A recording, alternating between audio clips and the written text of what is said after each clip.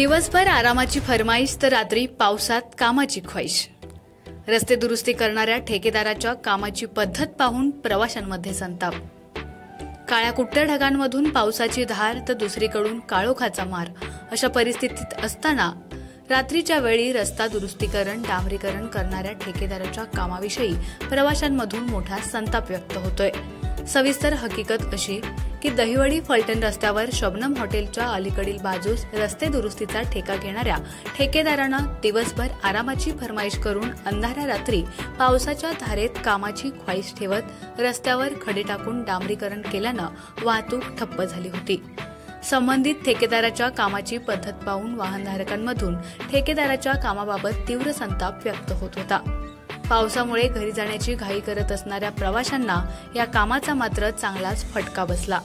अनेक प्रवाशांना वाहतूक सुरळीत होईपर्यंत आणि पुढची वाहनं निघून जाईपर्यंत पावसात भिजत उभं राहावं लागलं। बांधकाम विभागाच्या या रस्त्यावर ठेकेदारानं अशा पद्धतीनं केलेल्या कामामुळे बसेस, ट्रक, दुचाकी आणि चारचाकी वाहनांना बराच वेळ थांबावा लागलं। त्यामुळे संबंधित कामाचा ठेकेदार कोण आहे? बांधकाम विभागाचे डोळे दिवसा काम करण्यास फुटले आहेत का? रात्रीच्या आणि पावसाच्या वेळी हे काम करणं गरजेचंच होतं का? असा संतप्त सवालही प्रवासी आणि नाराज वाहनधारकांकडून ऐकण्यास मिळाला। घाई गडबडीत रस्ता दुरुस्तीचं काम करणाऱ्या ठेकेदाराच्या कामाची पाहणी सार्वजनिक बांधकाम विभागाच्या अधिकाऱ्यांकडून होणार का? काम तांत्रिकदृष्ट्या योग्य नसेल तर संबंधित ठेकेदारावर कारवाई होणार का? हे पाहणं आता उत्सुकतेचं ठरणार आहे। खबर गावाकडची प्रतिनिधी एकनाथ वाघमोडे।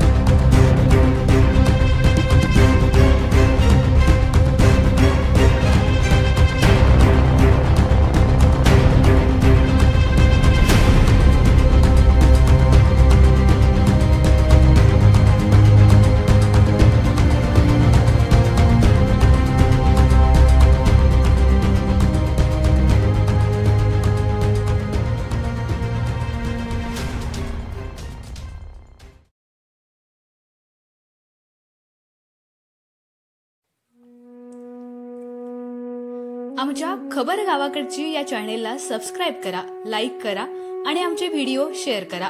धन्यवाद।